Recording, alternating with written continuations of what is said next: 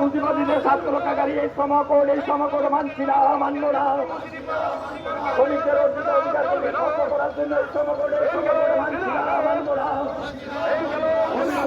সমকোড বাতিল করতে হবে।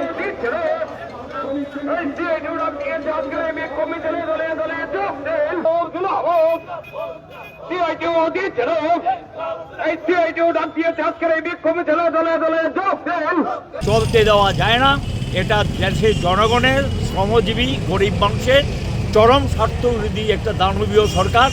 এটার বিরুদ্ধে মানুষকে নিয়ে আমরা রাস্তায় ঢুকব এবং লড়াইটা ছিল আন্দোলনে, ভবিষ্যতে আন্দোলন হবে প্রতিরোধের সংগ্রাম।